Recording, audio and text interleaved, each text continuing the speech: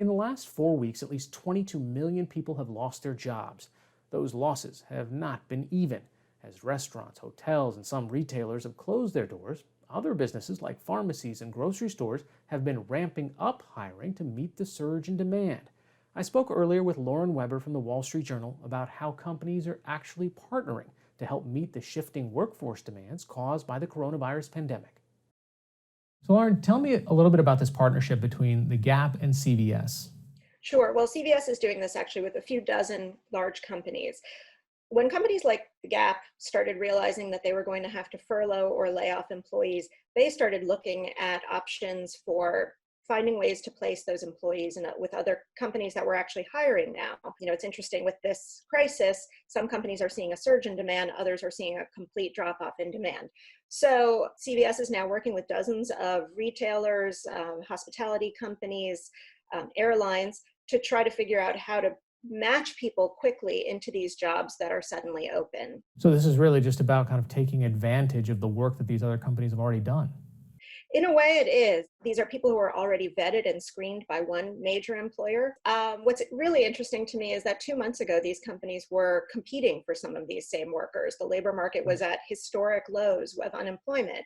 Now, suddenly, they're trying to collaborate in these really surprising and new ways to try to make sure as many people as possible can get a paycheck, stay off of unemployment. There's a benefit to both sides of the equation here, all sides of the equation, the employee, the company that they're going to, and the company that they're leaving. When you are talking to these different employers, do they see the magnitude of what's happening to this economy right now?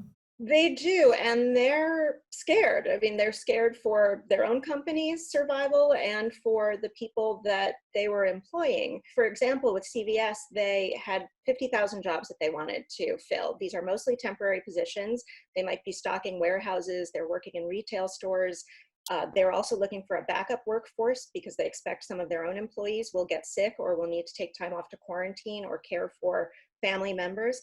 Like I said, they had 50,000 jobs, and within a couple of weeks of opening these dedicated hiring pages that they created, they had 900,000 applications. And I'm sure that hasn't slowed down.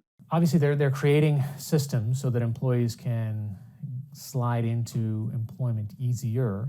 But do they think that this is something that can rebound quickly, or that it will take a long time, regardless of whether we are in these social distancing practices or not?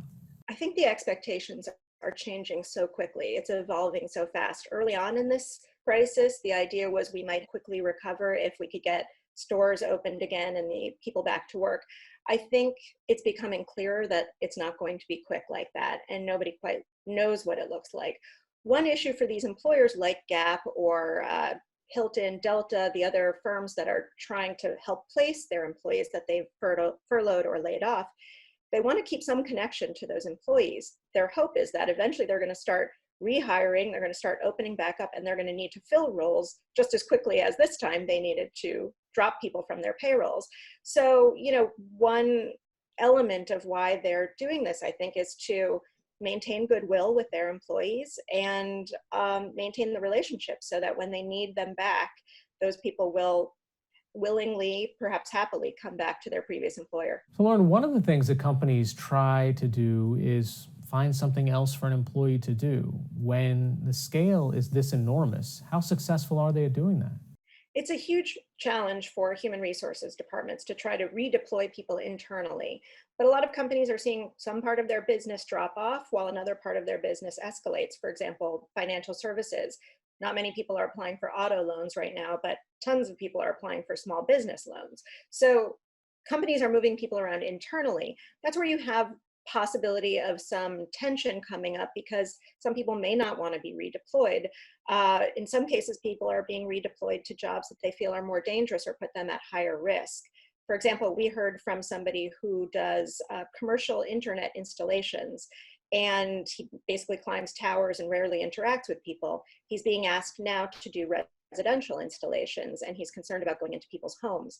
On the other hand, he's glad to have a job. So it's putting people in some difficult positions when they're being asked now to do some of these frontline jobs that may expose them in ways that their prior role wouldn't have. All right, Lauren Weber, thanks so much. Thanks for having me.